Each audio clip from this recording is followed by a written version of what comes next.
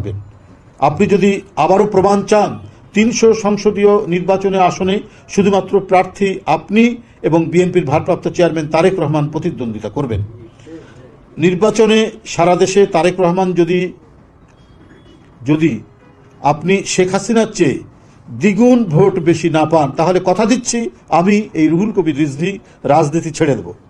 শেখ হাসিনাকে বলছি, সাহস থাকলে চ্যালেঞ্জ গ্রহণ করুন আর তত্ত্বাবধায়ক সরকারের অধীনে এই নির্বাচনটি দিন, তাহলে বোঝা যাবে আপনি ক্ষমতায়, আইন শৃঙ্খলা বাহিনী আপনার হাতে, নিরাপত্তা বাহিনী আপনার হাতে, আপনি তাদেরকে দিয়ে সুবে সাদেকের সময়, তাহাজ্জুদের নামাজের সময় ভোট ডাকাতি করান, যে সময় আল্লাহর কাছে মানুষ দোয়া করে, প্রার্থনা করে, সেই সময় চলে আপনার ভোট ডাকাতি, ভোট চুরি।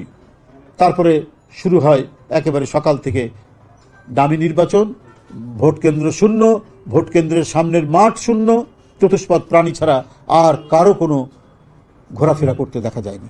আপনাদেরই গণমাধ্যমে আমরা দেখেছি, আপনারাই অনেকেই ভিডিও ভাইরাল করেছেন, অনেক অডিও কথা শুনিয়েছেন, নানাভাবেই তো এখন জনগণের কাছে কথা চলে যায়। যাই হোক, দেশের দেশনায়ক তারেক রহমানের বিরুদ্ধে খিস্তি খেউর বন্ধ করুন প্রধানমন্ত্রী।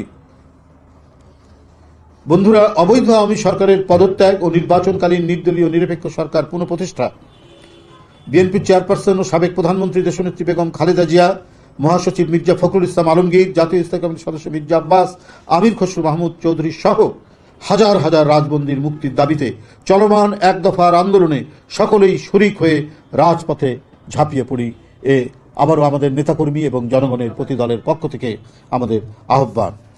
বন্ধুরা, এর পাশাপাশি আরও দু একটি কথা বলে আমি কর্মসূচি ঘোষণা করব। মৃত্যু, ময়মনসিংহ দক্ষিণ জেলাধীন পাগলা থানার পাইথল ইউনিয়ন বিএনপির যুগ্ম সম্পাদক ডাক্তার হারুনুর রশিদকে গত পরশুদিন প্রকাশ্যে কুপিয়ে ও গলা কেটে নির্মমভাবে হত্যা করে চিহ্নিত আওয়ামী সন্ত্রাসী রুবেল। আমি এই হত্যাকাণ্ডে জড়িত আওয়ামী সন্ত্রাসীরা রুবেলকে আইনের আওতায় আনার জোর দাবি জানাচ্ছি এবং নিহত ডাক্তার হারুনুর রশিদের আত্মার মাগফিরাত কামনা করছি। গ্রেপ্তার, গাইবান্ধা জেলা বিএনপির সাধারণ সম্পাদক মাহমুদুর নবী টিটুল এবং জেলা যুবদলের সভাপতি রাগীব হাসান চৌধুরী একটি মিথ্যা মামলায় দীর্ঘদিন কারাভোগের পর গত পরশুদিন জামিনে মুক্ত হলে গাইবান্ধা জেলা ফটকের সামনে থেকে পুনরায় তাদেরকে রাজধানীর পল্টন থানার একটি মিথ্যা মামলায় গ্রেপ্তার দেখিয়ে কারাগারে প্রেরণ করে।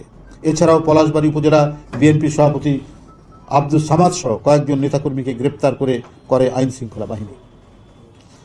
খাগড়াছড়ি জেলাধীন মহালছড়ি উপজেলা বিএনপির যুগ্ম সম্পাদক মোহাম্মদ আব্দুল সাত্তার সহ কয়েকজন নেতাকর্মীকে গ্রেপ্তার করে পুলিশ। তোলা আসছে নাকি? আমাদের জাতীয় নির্বাহী কমিটির সদস্য, ঢাকা কলেজের সাবেক ভিপি তোলা গত পরশুদিন দীর্ঘদিন 28 অক্টোবরই থেকে গ্রেপ্তার করেছিল ও মুক্ত হয়েছে। না, আপনার ওটা জানালাম আর কি, তিনি মুক্ত হয়েছেন, বিষয়টি আপনাদের কাছে অবহিত করলাম।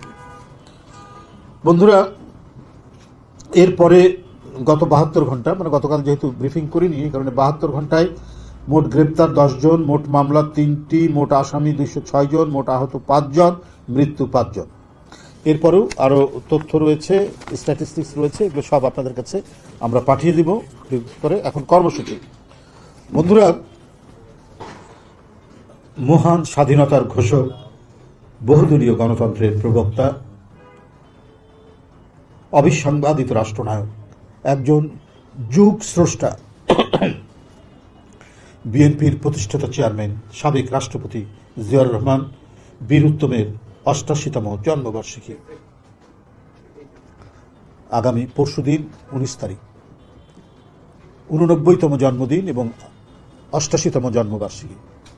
এই মহান নেতা জাতির প্রতিটি ক্রান্তি লগ্নে, যুগ সন্ধিক্ষণে যুগস্রষ্টা হিসেবে কাজ করেছেন।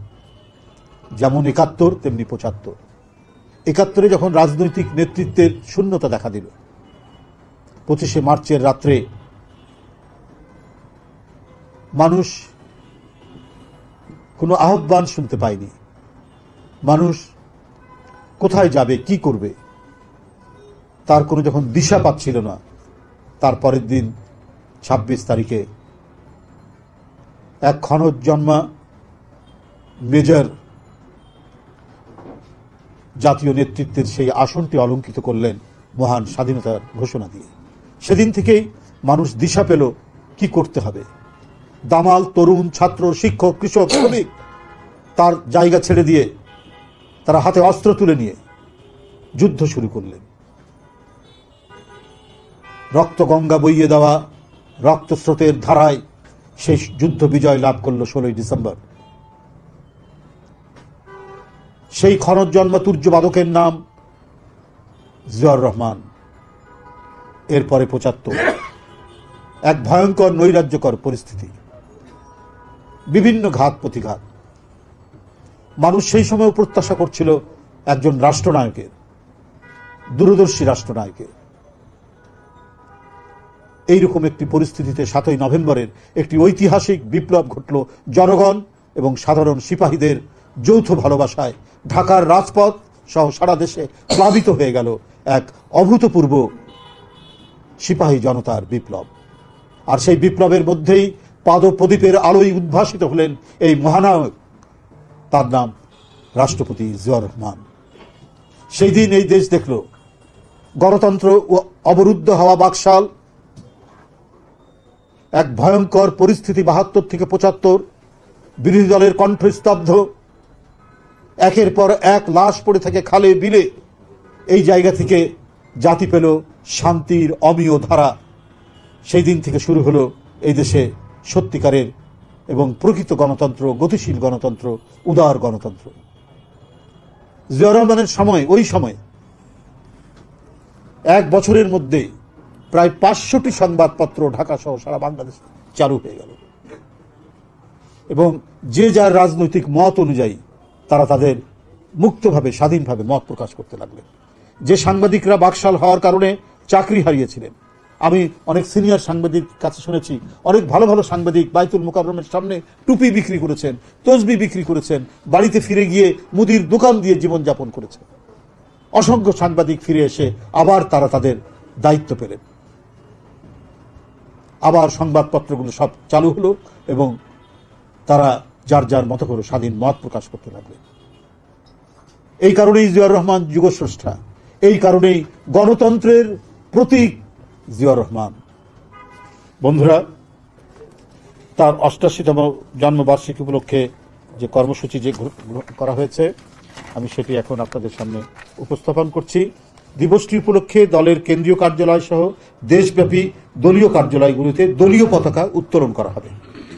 18/1/2024 বৃহস্পতিবার আগামীকাল বেলা ২টায় রমনাস্থ ইনস্টিটিউট অব ইঞ্জিনিয়ার্সে বাংলাদেশ মিলনায়তনে বিএনপির উদ্যোগে আলোচনা সভা।